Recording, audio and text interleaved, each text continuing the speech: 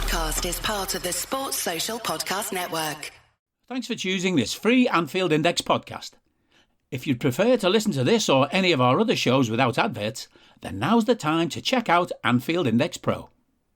With AI Pro, you can supercharge your entire listening experience. You'll not only get all of our podcasts without the ads, but you'll have them far faster with our quick publish feature available exclusively for subscribers. AI Pro also puts you in the heart of our sound studio, with an option to listen to many of our shows live and interact with the podcasters in real time as the shows are recording. Upgrading couldn't be easier.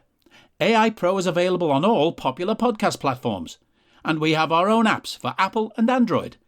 Just head on over to AnfieldIndexPro.com and get started today. Good morning, good afternoon, good evening, wherever you are, whatever you're doing, and welcome to another episode of Stat Me Up for Anfield Index. Ladies and gents, that was Jurgen Klopp's final away game, wasn't it? The penultimate game of his reign. There's only one left coming up against Wolves on Sunday, where it'll be an emotional affair. But here to talk about that, the Villa draw, the Ward and Marquez news, the Wolves, because we always seem to play Wolves on the last day, don't we? And a bit of transfer chat as ever around certain stats and things. He's everything stat related himself, Mr. Ben Bocksak. Ben, how are we? Yeah, good to be on. I think I'm kind of at that stage where I'm sort of over the season now. I think everyone is. And yeah, I think sort of also just feeling that sort of, I can't describe the feeling, but that sort of weird emotion that you get when you know something bad is about to happen, which is Jurgen Klopp leaving, and you don't kind of want to accept it. I think that's the stage I am at now. But, you know, at the same time, this new era does seem exciting, and I am looking forward to the summer as well. Yeah, it does seem like we're almost in some sort of purgatory almost at the moment, isn't it? It's kind of just waiting for everything to finish and at the same time start. It's a weird place realistically, but yeah, which probably was the vibe of the game last night, to be honest, wasn't it? I mean, a weird game in so many senses. Liverpool's season laid bare, 3-3, an own goal, Cody Gakpo, Jarell Quansah. I mean, 3-1 up with 84 minutes on the clock. And we know what happened. It's a point. It's a final Jurgen Klopp away game as well. I mean, good luck with this, Ben. What are your overall thoughts on that one? I thought for the first hour or so, it was okay, but I still saw signs of Villa causing us problems. And I thought, you know, we were a little bit fortunate, let's be honest, with some of our goals. I haven't seen Harvey Elliott put in such a brilliant delivery from so far out, first of all, and Quansah pulled off a brilliant header. So that one was quite fortunate, although it was really well done, really well executed by both players. Yeah. Obviously, the other one was that the first goal was just a fluke. I don't know how that even happened. I have no idea how that went in. So Liverpool were fortunate, I think, to have a sort of a 2-goal advantage heading into that last period. But then again, like, so were Aston Villa to get those 2 goals, particularly I think the second Duran goal. Like, I think he does that a million times and he doesn't get that in. It's just happened to be that one time he actually managed to pull it off was in this game. But I think overall, to be fair to Villa, I think they deserve the draw. I think it was, for the neutral and entertaining game, so many VAR reviews involved and stuff like that. So I thought it was a bit of a chaotic, entertaining game if you try to take your sort of Liverpool hat off. And I think at this stage of the season, I almost did, because there is nothing in it for us anymore. Like, we've already secured third place. The result doesn't really matter. So I just kind of enjoy the football for what it was in its purity. And I think in that sense, it was an enjoyable game, although frustrating from a Liverpool point of view. Yeah, it was kind of the story of the season, wasn't it? There was attacking chances galore at both ends. I mean, it had the feel of a basketball game just going end to end at one stage. In true Liverpool style, we exhibited zero control throughout that game, especially at 3-1 up. But Yeah, it's one of those you can hyper analyze that one to death, I think, as well. And an interesting stat that I got as well, which you might be impressed with: Aston Villa is the first side of something like 20, I don't know, 26, 27 years when I looked at it, that Liverpool have gained, if that's the right phrase, an own goal in the home and the away fixtures. You forget in the 3-0 there was an own goal, and we opened with an own goal in this one as well. So that was an interesting stat. I mean, it's one of them, Ben. We've got to be honest. The stats might be interesting to see because 3-3, so you think there must be some people who performed really well. I was struggling to give anyone like 8s or 9s out of 10s, don't get me wrong. But stats-wise, is there anyone who kind of shined or notable for their stats at all? Yeah, it's a difficult one because obviously I do normally a couple of tweets about players after the game, and you're right, I was struggling to find anyone really. I think Elliot, because of his goal contributions, obviously he forced the own goal. I think that's not the first own goal he's forced, by the way, as well. I think there should be a metric that shows how many own goals you've forced, because this season he's been involved in a couple of those, one against Wolves, who we're playing next as well. Yeah. So that's just a side note. I think he should be recognised for those, especially the Wolves one was sort of bounced off the keeper after it hit the post. I think True. should be recognised. But even him, like stats-wise, apart from those contributions, he didn't really stand out. He created 3 chances, but that wasn't even the most chances of a Liverpool player created in the game. That went to Luis Diaz, who created 4. It wasn't a standout performance. I think for me, it was more sort of finding the players who stood out for the wrong reasons almost. For example, McAllister, he only won 3 of his 10 duels. Obviously made an error that led to a goal.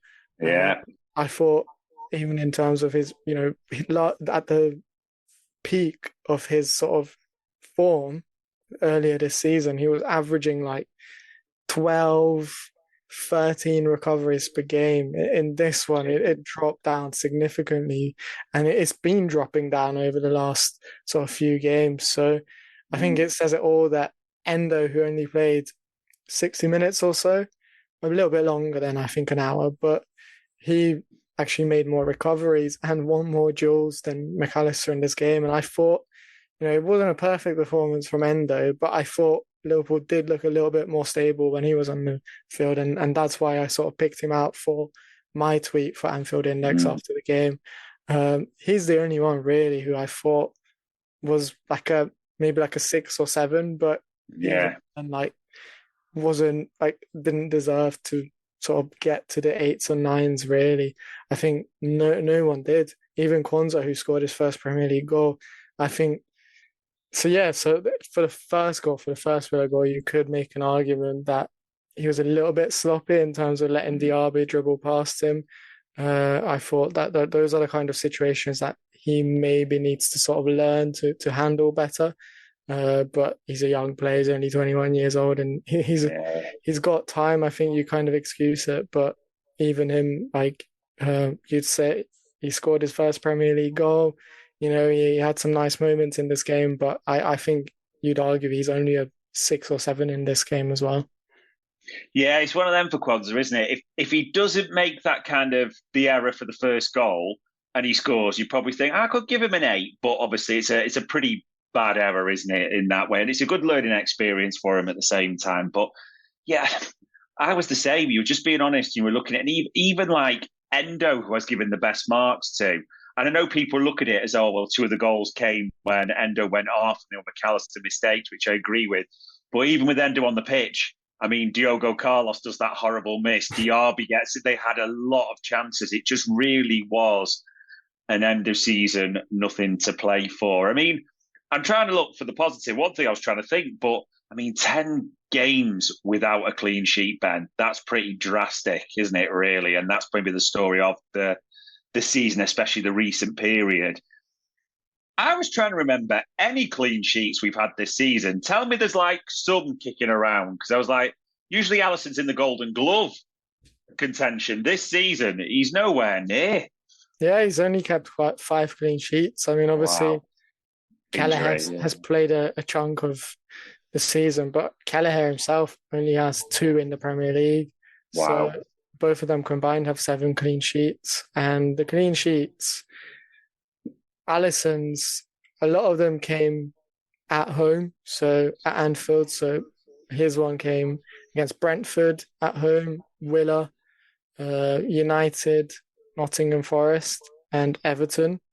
All of Wow. these were in the first half of the season as well. Yeah. And then 2 away from home against Burnley and Bournemouth. Again, they were sort of earlier on rather Yeah. Turn of the year. the Yeah. season.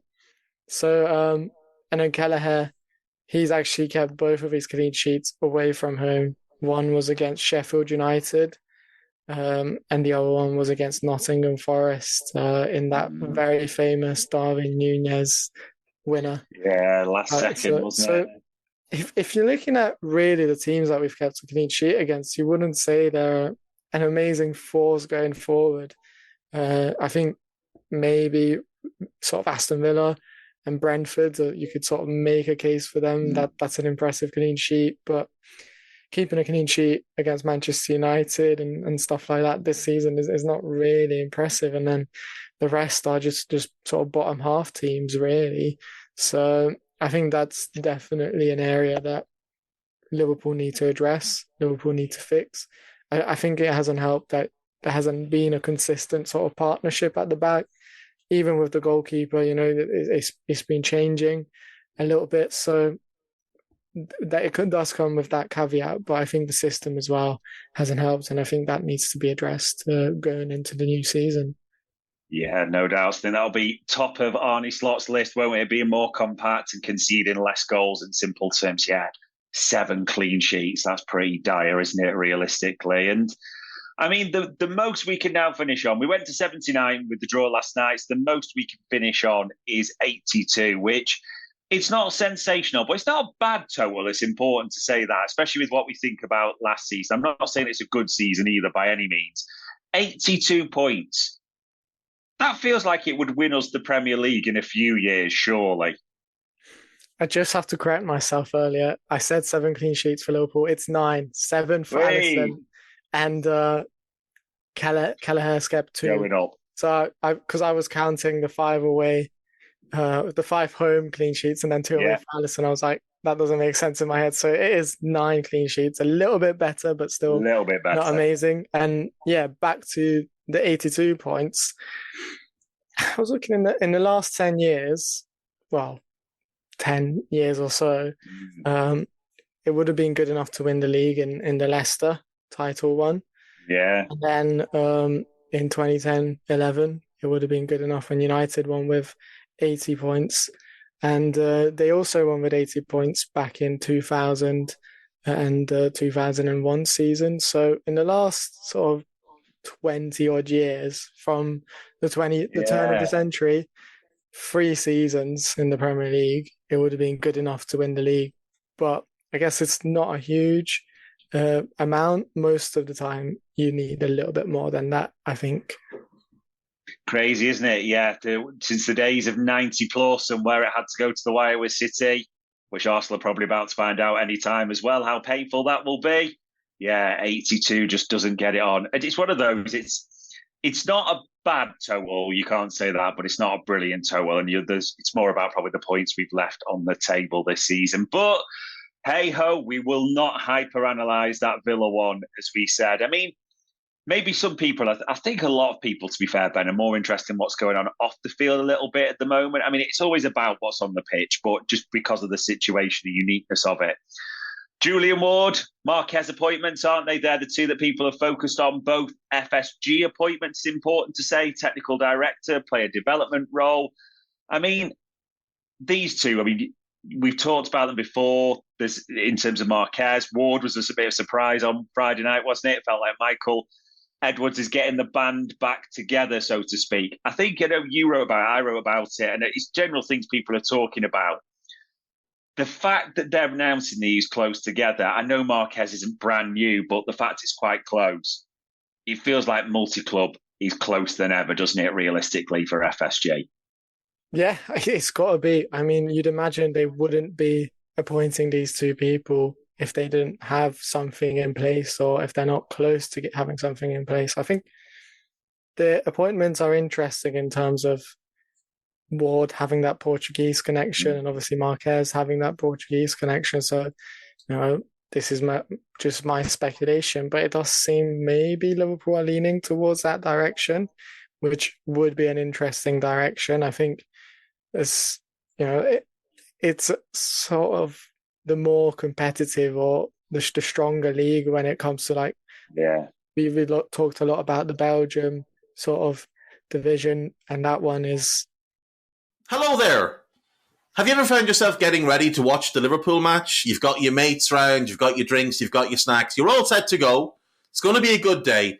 And then you find out, the game's not actually being broadcast in your region.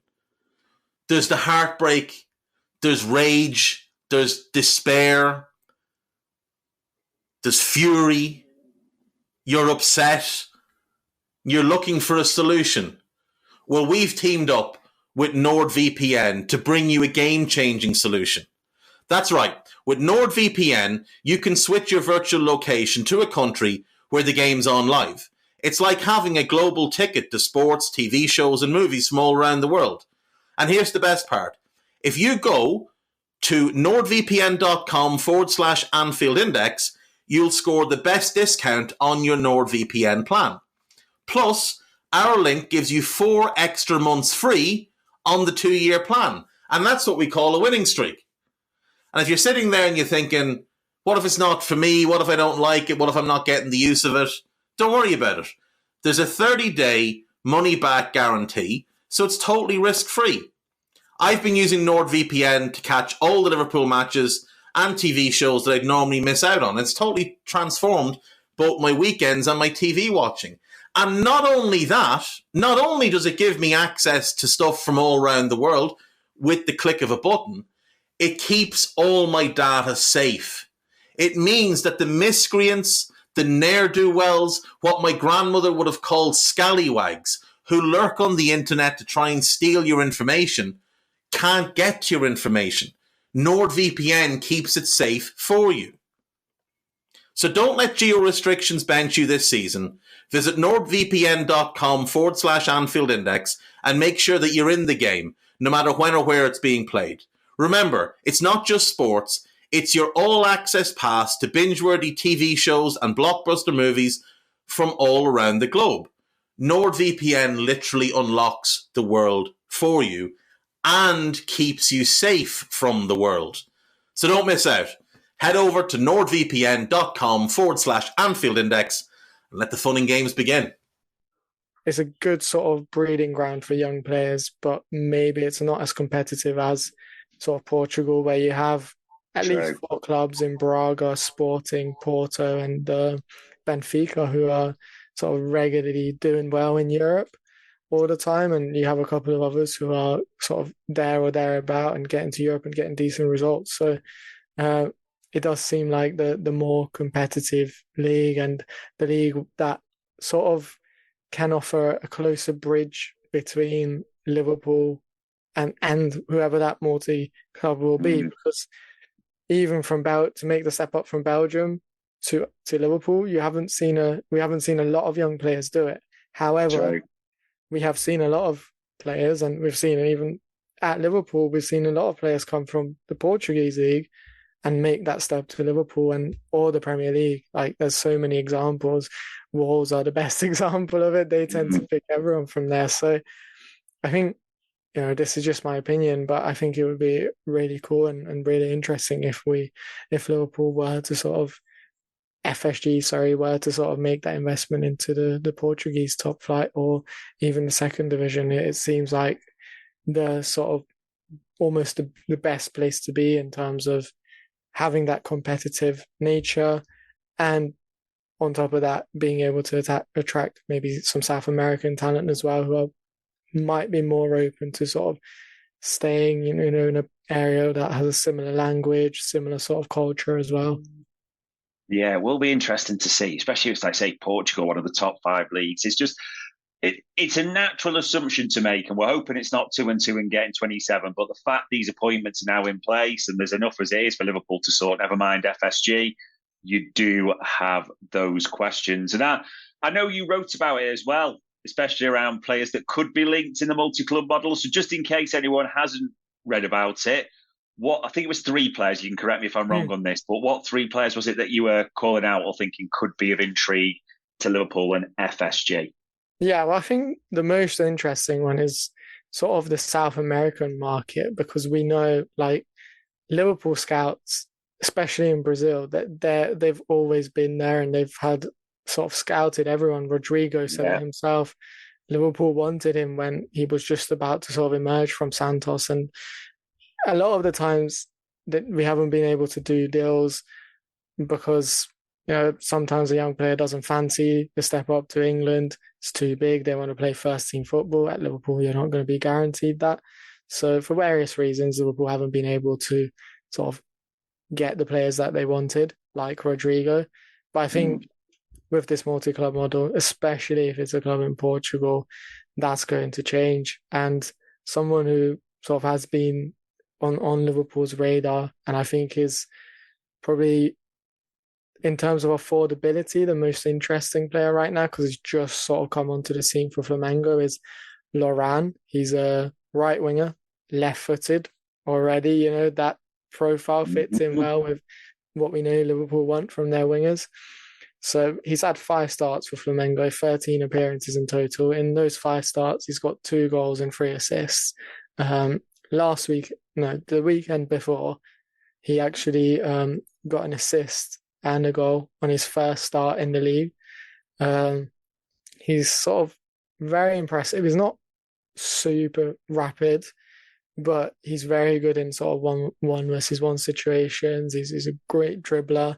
Maybe sometimes a little bit too flashy. He does tend to sort of flick the ball up and stuff like that, but that's just typical Brazilian flair, and I think that can be sort of coached out, and it's not necessarily a bad thing. You want your players, especially your wide players, to be taking risks. I think the thing that stands out to me as well, he's already physically quite strong in the Brazilian league, so he's able to shrug off his opponents, and that's really impressive considering he's only 17 years old.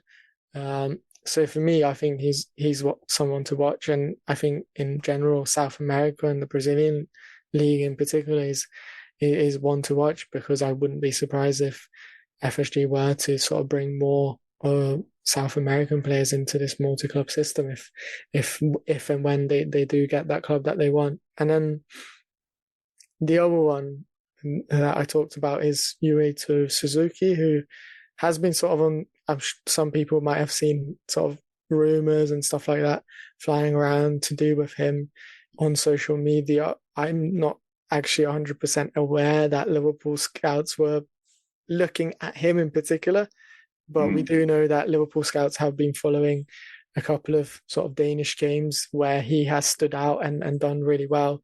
And again, I picked him out because people say he's the next sort of Takumi Minamino, or he's been likened to him in Japan, and he's been sort of in really good form. I like the facts to do with him that he can play anywhere across the front three, which again sort of qualifies him as a sort of typical Edward signing. And on top of that, he is capable with both feet. So you see him dribbling with his left and his right foot, and scoring with his left and his right foot as well, which is a really rare trait in a footballer, but a really useful one. So I think in terms of those things, he sort of ticks the boxes. His output has been really good, 30% goal conversion rate in the sort of Danish top flight this season, which is a really good number. I sort of read up on him, and I know that when he was in the J League back in Japan, he sort of said, I need to improve my productivity. I'm not scoring enough goals, and he's definitely done that this season. Like in the J League, it was a 10% goal conversion rate for him, and now he's getting to 30%. So he's clearly works on that as well. So for me, he's one to watch, but also the other players who sort of stood out, and who, for example, I know Osorio, who's at Midtjylland, he's a Chilean international. Liverpool have followed him since he was like from a very young age, back when he was playing in Chile, and he's making good progress in Midtjylland in Denmark. And he's another one who could be on the radar. And I think Francolino as well, who's actually a Benfica youth product. He's doing really well in Benfica as well. And he was another player who sort of stood out in the games that the Liverpool scouts watched. So those three players, I think, could probably be on FSG's radar for the multi-club because they're the sort of players who aren't ready to make the step up to Liverpool just yet. Yeah. But you bring him to a sort of mid-table Portuguese club, and they'd be great signings for them. And then you develop them there because they're all still really young, and get them to the sort of stage where you want them to be, and then they'll be ready for Liverpool if they continue their development. Yeah, it's not about being ready for Liverpool for the multi-club, isn't it? It's who's ready to take that next step in line with what could happen. So everyone's kind of intrigued by this. We'll be interested to see how fast the whole multi-club facet moves. Now, the other one to say, and this is the last game we're going to talk about, Ben, there's a sadness to this in one way. Wolves on the final day of the season. I feel like I must have said that about 8,000 times in my life. Am I just making this up, or does it always seem? It always seems like it's Wolves one way or another on the last day of the season. Is that right? Well, I don't think you're making it up because in the last 6 seasons, so since 2018-19, we've had Wolves on the last day of the season 3 times now. This will be the 3rd time. Both the other 2 occasions in the 18-19 season and in the 21-22, it's kind of sort of heartbreak for us because we lost the league on those occasions. So maybe that's why, like, in our memories, is quite strong as well because you kind of never forget those. But again, it's not going to be a happy affair sort of this time around either. I mean, we're going to be celebrating Jurgen Klopp, but it's going to have that sort of touch of sadness to it, you know, the farewell. Yeah, it's when at least we're not losing the league by a point and we're having that heartbreak, although we're still going to have absolute heartbreak at full time and everything that entails. And it's interesting you say like 3 times in the last 6 years. I'm almost asking this question with there's a heartbreak to it. It feels like we beat Wolves. It's quite good at home, but ultimately that does not win us the league. That's been the feeling in recent times. Is that a fair assessment as well? Yeah. 6 wins in a row in the Premier League at Anfield against Wolves. So they tend to be a side that we like to play against. That dates back to, I think, like sort of 2011. So we've had a good run against them in the Premier League. I think, again, you're hoping it's going to be a good result. You're hoping it's going to be 7 in a row because you want to send Jurgen Klopp off with sort of perfect way. And I think Liverpool have what it takes to sort of get a win at Anfield. I think the crowd will be buzzing and I think everyone will be determined. Yeah, fingers crossed. It is as good as a send-off as it could possibly be. And the final section we do, ladies and gents, we did it last week. We talked around centre-backs and potential targets that we could be looking at. We said we'd get on to more attackers-wise, didn't we, this week, Ben? So, because we didn't really have time to cover everything. So, as this section is called the Hipster Transfer Chat, and attackers is on the agenda this week, I will turn it over to you. So, attackers-wise, who have you got for us you reckon to keep an eye on? And again, what metrics are we talking in this? Yeah, well, we know Edwards is very keen on sort of output. So I did a very basic search for this one. I looked at expected goals and expected assists, and I sort of narrowed it in the top senior leagues in Europe to, I think I went around at least 30 expected goals per 90 and at least 20 expected assists, which is, by the way, I kind of use Salah as the model, as the sample size of what you want. And it's not even anywhere near Salah's levels. Salah, I looked at I started out with his metrics, which was 0.70 expected goals per 90 and 0.30 expected assists per 90. There's only 2 players in world football who match those metrics, and that one of them is Mbappe, and the other one is Akram Afif in the Qatar League. So that just shows you how unique and Salah is, even in a season when he's sort of not delivering to those standards out of wingers in the whole of the world. Sort of, well, any league that my scout can access, which is a lot of leagues and a lot of divisions. No one sort of can match him apart from Mbappe and this Akram Afif guy, who is a very talented player. He's just never been to sort of Europe. So yeah, I had to very much narrow that search down. And like I said, the basic metrics were at least 0.30 XG per 90 and 0.20 expected assists per 90. And the two players who sort of fit that profile is Samuel, who you might not be too happy to hear, but he does really tick those boxes. His output has been really good. And then Brian Mbuemo, again, maybe not a fancy name, but his output has been really good again this season, his underlying numbers and in terms of that. And he is, I think, a really good presser as well. And he seems potentially like a sort of Edward signing, because I think he's going to be 25 years old later this year. Maybe a little bit on the older side of what Edward likes to bring in, but he's definitely entering his prime. There was a few others. I think Yankuba Minty, for example, at Feyenoord, which is an interesting one, but obviously he's contracted to Newcastle. So I rolled him out. And the other one who sort of missed it out, I think, is Olise, of course. He sort of fits that profile, but I increased the sort of average, like the playing minutes. And obviously he hasn't played a lot of minutes because I wanted big sample sizes, and he hadn't reached that sample size. But he's, again, who is sort of the closest you can get to Salah, really. And I wrote an article about it, actually, earlier on in the season for Anfield Index, about how he could be the perfect sort of Salah successor. And I think he's definitely one to watch. Just his sample size hasn't been big enough this season to qualify for my search, but he's definitely, I think, on Liverpool's radar. And I'm not that concerned about his injury problems this season, because historically he hasn't had too many injury problems before. I think this one has just been a little mismanaged.